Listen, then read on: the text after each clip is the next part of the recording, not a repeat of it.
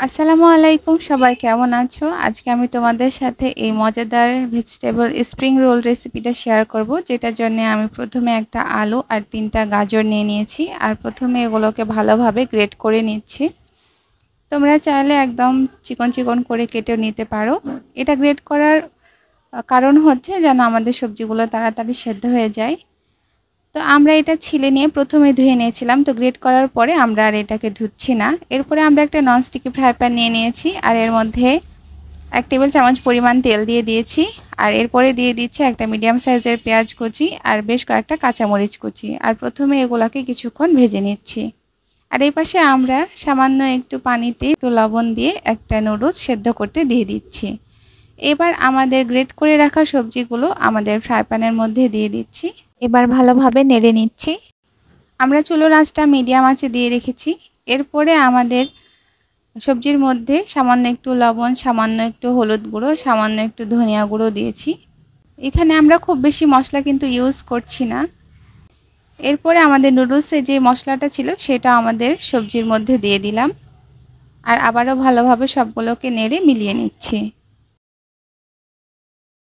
আমাদের নুডলসটা সেদ্ধ হয়ে গিয়েছে। এবার এটাকে ভালোভাবে পানি দিয়ে ধুয়ে আমাদের সবজির মধ্যে দিয়ে দিচ্ছি। এরপরে দিয়ে দিচ্ছি 1 চা চামচ পরিমাণ সয়া সস। আর তারপরে সবগুলোকে আবারও ভালোভাবে মিলিয়ে নিচ্ছি। আর এবার ঢাকনা দিয়ে রান্না করে নিচ্ছি। যতক্ষণ আমাদের সবজিটা সেদ্ধ হচ্ছে ততক্ষণ আমরা আটা মাখিয়ে রাখছি। আমরা এখানে গমের আটা নিয়েছি। তোমরা ময়দা বা গমের আটা যে কোনোটাই নিতে পারো। সামান্য একটু লবণ দিয়ে অল্প অল্প করে পানি দিয়ে আমরা সুন্দর একটা ডো বানিয়ে নিচ্ছি। আর এবার এটা রেস্টে রেখে দিচ্ছি। আর এই পাশে আমাদের সবজিটা প্রায় সেদ্ধ হয়ে গিয়েছে। এই সময়টায় আমরা এখানে সস অ্যাড করে দিচ্ছি। এটা অপশনাল, এটা চাইলে তোমরা অ্যাড করতে পারো, নাও করতে পারো, কারণ সস অ্যাড করার ফলে একটা হালকা মিষ্টি মিষ্টি ভাব চলে আসে। তো আমাদের সবজিটা যেহেতু রান্না হয়ে গিয়েছে, তো এটা এখন আমরা একটা প্লেটের মধ্যে উঠিয়ে ঠান্ডা করতে দিয়ে দিচ্ছি। এখন আমাদের ডোটা রেডি হয়ে গেছে। এই পাশে আমরা একটু গমের আটা পানি দিয়ে গুলিয়ে রেখে দিচ্ছি, যেন স্প্রিং রোল বানানোর সময় এটা মুখটা বন্ধ করতে হেল্প করবে।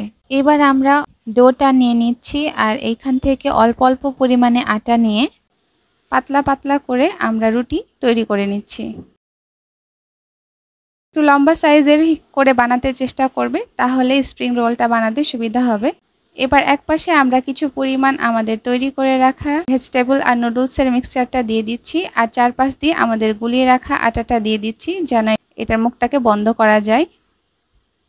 আর এই যে আমাদের স্প্রিং রোল রেডি। এইভাবে করে আমরা বাকিগুলো বানিয়ে নিচ্ছি। আর এই তো আমাদের সবগুলো স্প্রিং রোল বানানো শেষ। আর এইটা তোমরা এইভাবে বক্সের মধ্যে রেখে দিয়ে স্টোরও করে নিতে পারো অনেক দিন।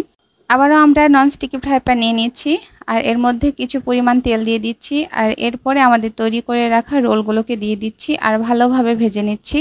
আর এই তো আমাদের স্প্রিং রোল এখন খাওয়ার উপযুক্ত হয়ে গিয়েছে। আর এইটা দেখো ভেতর থেকে কি সুন্দর লাগছে দেখতে, পুরোটাই রান্না হয়েছে। আর এটা খেতে অনেক টেস্টি। এই তো ছিল আমার আজকের ভিডিও। তোমরা বাসায় ট্রাই করলে আমাকে জানাতে ভুলবা না কিন্তু। দেখা হচ্ছে নেক্সট ভিডিওতে। সবাই ভালো থাকো। আল্লাহ হাফেজ।